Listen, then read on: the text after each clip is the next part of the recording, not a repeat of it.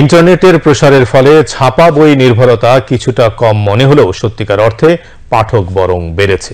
সামগ্রিকভাবে পাঠাগারের সংখ্যা কমলেও বই পড়ার নতুন আঙ্গিকগুলো বলে দেয় পড়াশোনার ধরন বদলেছে মাত্র। বই প্রেমীদের তৃষ্ণা মেটাতে বাড়ছে বুক ক্যাফেও। পাশাপাশি বই বিক্রির কেন্দ্রগুলোতে সুব্যবস্থা থাকছে বই পড়ার। শাহেদ জাহিদের প্রতিবেদন। দেশের চলমান উন্নয়ন যাত্রার কাঙ্ক্ষিত গন্তব্য জ্ঞান নির্ভর সমৃদ্ধ সমাজ। সেই জন্য অবশ্যই প্রজ্ঞার প্রতি ভালোবাসা অর্থাৎ বইমুখী রাখা দরকার মানুষকে। যদিও আজকের প্রযুক্তি বিশ্ব সুযোগ করে দিয়েছে ইন্টারনেটে বই পড়বার, কিন্তু তাতে কাগজের বইয়ের কদর কিন্তু কমে যাবার নয়।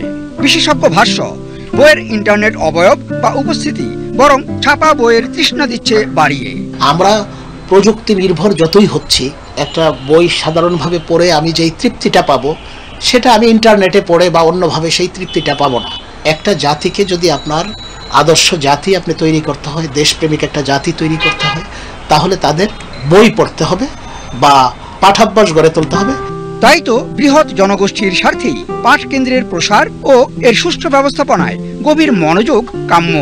বলা হচ্ছে, উজ্জ্বল আগামীর মজবুত ভিত গড়ে তোলার স্বার্থেই প্রজন্মকে গড়ে তুলতে হবে জাতীয় ইতিহাস এবং উন্নত চিন্তা ও দর্শনের আলোকে।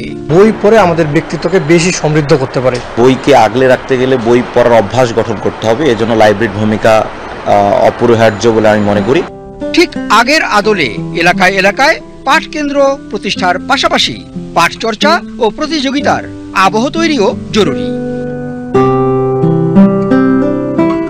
অবশ্য আজকাল বইয়ের প্রতি ঝোঁক সৃষ্টিতে ভূমিকা রেখে চলেছে মানসম্মত যত প্রকাশনা এবং নতুনত্ব ও বৈচিত্র্য প্রশ্নে পরস্পরের প্রতিযোগিতা।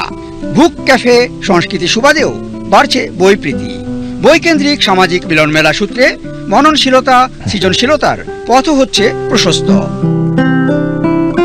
দেশের উন্নয়ন যাত্রায় জ্ঞান নির্ভর উন্নত সমাজের স্বপ্ন পূরণে চাই তারুণ্যের অংশগ্রহণ।